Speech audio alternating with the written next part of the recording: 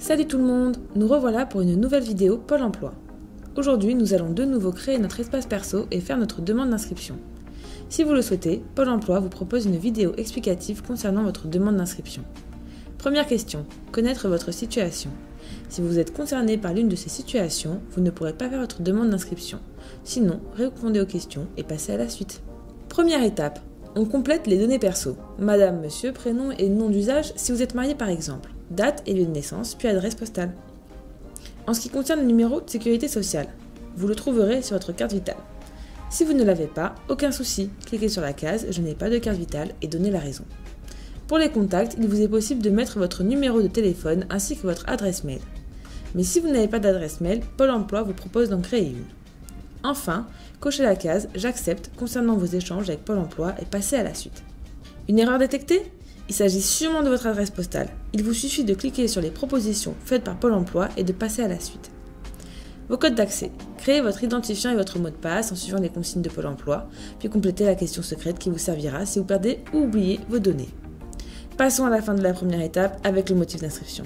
Sélectionnez le motif de votre inscription dans les propositions faites par Pôle emploi, puis cochez une ou plusieurs cases concernant votre recherche d'emploi. La première étape est terminée, passons à la deuxième étape qui concerne votre situation actuelle. Deuxième étape, si vous êtes actuellement au chômage, il vous faudra préciser depuis quand. Si vous avez travaillé ces 4 dernières années, ajoutez les emplois que vous avez effectués. Et si vous avez un autre événement à déclarer, il vous suffit de préciser l'info. Ensuite, si vous percevez des aides, si vous avez un statut particulier ou si vous vivez à l'étranger, on répond aux questions, sinon on coche à chaque fois non et on passe à la suite. On finit l'étape par les coordonnées bancaires. Si vous ne connaissez pas votre numéro IBAN ou PIC, pas de souci, Pôle emploi vous l'explique. Mais pensez à cocher la case qui confirme que ce sont bien vos coordonnées bancaires. Pour ceux qui n'ont pas ces informations sur eux, cliquez sur la case « Je ne dispose pas de mes coordonnées bancaires ». Et on passe à l'étape 3, la recherche d'emploi. Du coup, troisième étape. On vous demande des infos concernant votre cursus scolaire. Complétez les cases et validez. Pensez à préciser si vous êtes diplômé ou non. Et si vous vous êtes trompé, vous pouvez modifier vos données ou les supprimer. Vous parlez une ou plusieurs langues ? Ajoutez-les et précisez votre niveau en cochant une ou plusieurs étoiles. Pour le permis, c'est simple, il faut cliquer sur « Afficher les permis » si vous ne trouvez pas le vôtre. Sinon, directement cochez celui que vous avez. On valide et on continue. Si vous savez quels sont le ou les métiers que vous voulez exercer, ajoutez-les. Ensuite, précisez si vous avez de l'expérience dans le métier que vous voulez faire, sinon cochez sur débutant. Puis ajoutez vos compétences. On vous demande le salaire minimum brut que vous acceptez. Par exemple, si vous voulez toucher le SMIC, il vous faudra mettre 1480 € et cliquer sur mensuel.